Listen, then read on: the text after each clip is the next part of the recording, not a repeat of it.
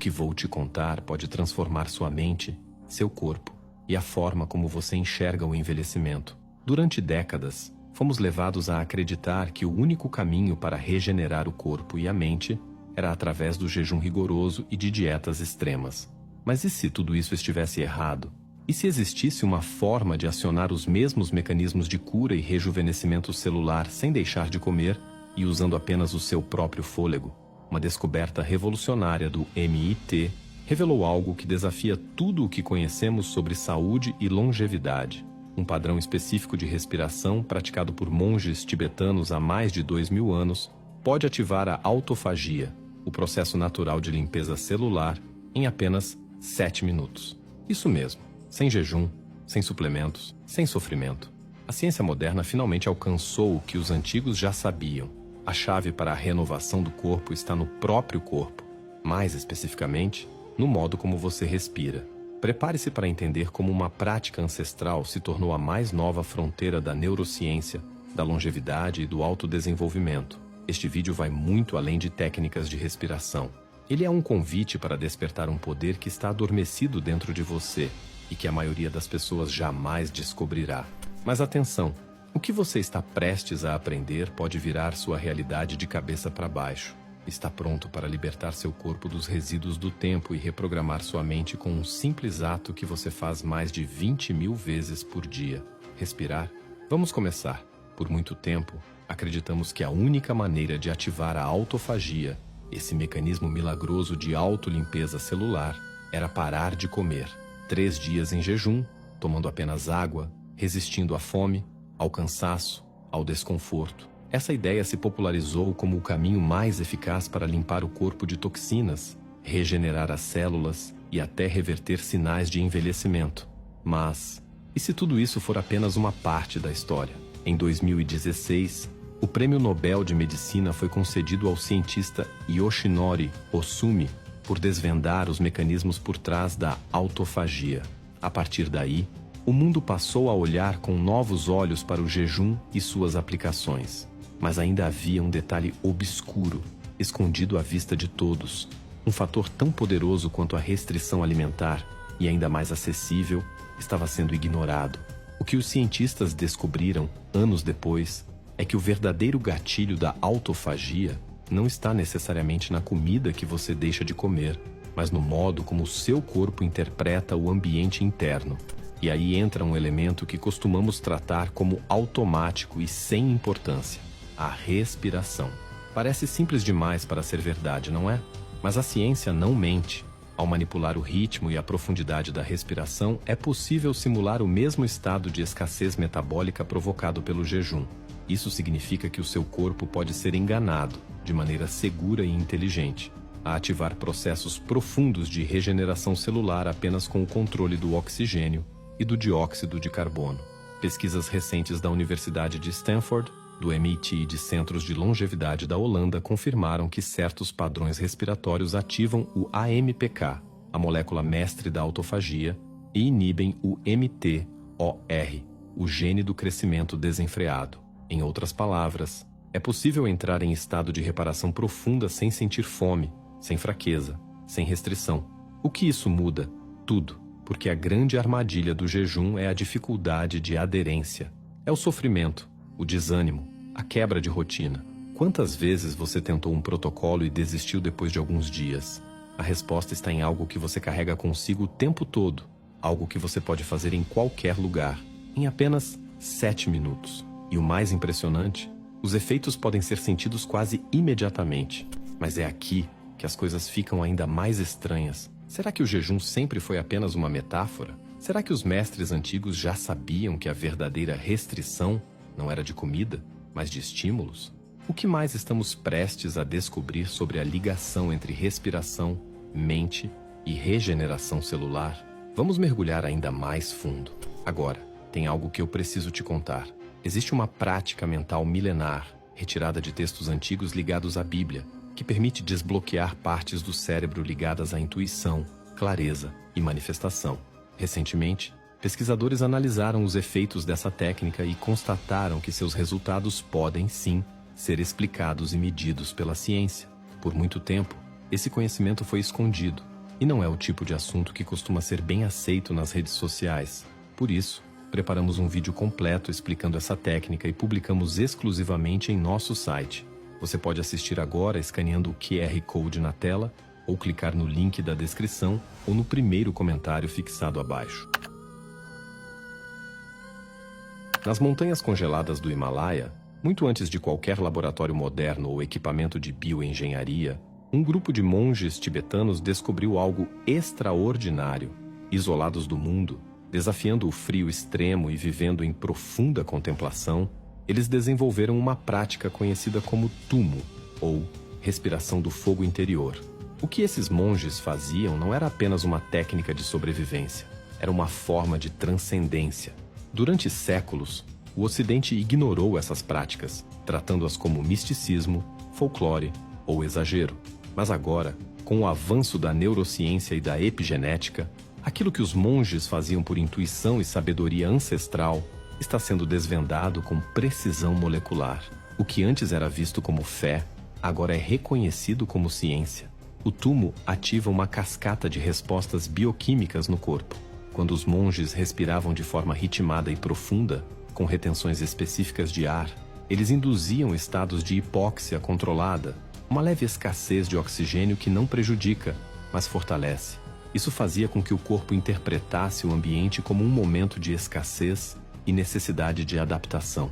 Em resposta, os genes ligados à autofagia eram ativados. O corpo entrava em modo de limpeza e regeneração. Mas não era só o corpo que mudava. A mente desses monges também se transformava. Eles reportavam estados de clareza mental absoluta, intuições profundas e até experiências místicas. Hoje, a neurociência chama isso de neuroplasticidade induzida por estresse metabólico leve. Um nome complicado para algo que os monges sempre descreveram como o fogo que queima as impurezas da alma. O mais impressionante é que essa prática não ficou presa ao passado. Em 2023, um estudo conduzido por pesquisadores do MIT e da Universidade de Stanford testou padrões respiratórios inspirados no tumo em voluntários ocidentais. Os resultados foram assombrosos. Em apenas 7 minutos de respiração controlada, os marcadores de autofagia aumentaram de forma significativa. Houve um pico de cetonas no sangue, sinal de que o corpo estava entrando no mesmo estado induzido por um jejum prolongado, mas sem que ninguém tivesse deixado de comer. Além disso, houve melhoria na clareza mental, redução do estresse e aumento na atividade do nervo vago, responsável por ativar o sistema parasimpático, aquele que promove relaxamento, digestão e cura. A respiração ancestral dos monges tinha se tornado uma ferramenta validada cientificamente para resetar o corpo e a mente. Mas, será que é só isso? Os textos antigos falavam de algo mais profundo. Eles não usavam termos como MTOR ou AMPK, mas diziam que ao controlar a respiração, o praticante poderia controlar também seus pensamentos, suas emoções e até sua realidade. Que durante o fogo da purificação, o que não servia mais seria queimado, não apenas fisicamente, mas mentalmente e espiritualmente. Essa visão ganha força quando olhamos para o conceito moderno de epigenética da intenção, a ideia de que estados mentais e emocionais podem influenciar a expressão dos nossos genes. O que os monges faziam era unir técnica, intenção e silêncio interior num só gesto, o sopro. E agora, mais de 2000 anos depois, nós temos acesso a essa mesma chave. Está começando a fazer sentido por que esses ensinamentos ficaram escondidos por tanto tempo? Estaria a respiração, esse ato tão banal, carregando segredos capazes de reescrever não apenas o corpo, mas a consciência? Respire fundo, porque o que vem a seguir pode redefinir a forma como você se enxerga por completo. Feche os olhos por um instante e imagine poder restaurar a juventude do seu cérebro, reduzir o risco de doenças neurodegenerativas, despertar clareza mental quase instantânea. Tudo isso sem medicamentos, sem dietas restritivas, sem precisar de anos de meditação. Imagine se isso estivesse ao alcance da sua próxima respiração, literalmente. A técnica de respiração validada pelos estudos recentes do MIT, baseada no antigo tumo tibetano, não é apenas um ritual espiritual. Ela é, de fato, um protocolo bioquímico. Um código que conversa diretamente com o centro de comando celular. Em apenas 7 minutos, esse padrão respiratório é capaz de ativar os mesmos genes e vias metabólicas acionadas por um jejum de 3 dias. A diferença? Você continua comendo normalmente. Seu corpo é quem decide entrar em modo de reparação, e ele faz isso porque sua respiração lhe disse para. Funciona assim. O processo é dividido em 3 fases. A primeira, chamada de preparo metabólico, dura cerca de 2 minutos. Aqui, você senta com a coluna ereta, respira normalmente e começa a observar o próprio corpo. Esse momento é crucial para ativar o sistema parasimpático, responsável por respostas de relaxamento, regeneração e equilíbrio interno.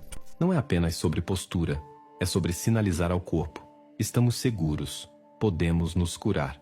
A segunda fase, entre os minutos 3 e 6, é o coração do método, o chamado ciclo 5-5-10. Você inspira profundamente pelo nariz em 5 segundos, retém esse ar nos pulmões por mais 5 segundos, e então exala lentamente, também pelo nariz, durante 10 segundos. Essa última etapa é a chave. O tempo prolongado de exalação aumenta o nível de C, ou 2 no sangue, o que paradoxalmente melhora a absorção de oxigênio pelas células. Isso se chama efeito Bohr, um fenômeno comprovado pela fisiologia moderna. Quanto mais dióxido de carbono toleramos, mais eficientemente nosso corpo distribui o oxigênio. Mas há mais acontecendo aqui do que simples trocas gasosas. Durante essa respiração ritmada e prolongada, o corpo entra em um estado leve de hipóxia controlada. Isso desencadeia uma resposta celular que simula um ambiente de escassez energética. Resultado: o gene MT ou R, responsável pelo crescimento celular descontrolado, é inibido. Ao mesmo tempo, o AMPK, um interruptor metabólico central ligado à autofagia, é ativado. O corpo entende: é hora de limpar, reciclar, renovar. Você não sente fome, não há fraqueza, mas por dentro começa um processo de limpeza profunda. Proteínas danificadas, mitocôndrias envelhecidas, lipídios oxidados, tudo começa a ser desmontado e reaproveitado. É como se a casa estivesse sendo arrumada, cômodo por cômodo, enquanto você apenas respira. A terceira e última fase, no minuto 7, é onde o verdadeiro renascimento acontece. Após o último ciclo de respiração, você exala completamente e segura o ar fora pelo maior tempo confortável possível, 30, 40, até 60 segundos. Este é o ponto máximo de ativação. O corpo entra num breve estado de alerta adaptativo. A ausência de ar gera um leve estresse celular, que age como um gatilho poderoso para o aumento dos corpos cetônicos, a ativação de genes protetores e o fortalecimento das mitocôndrias.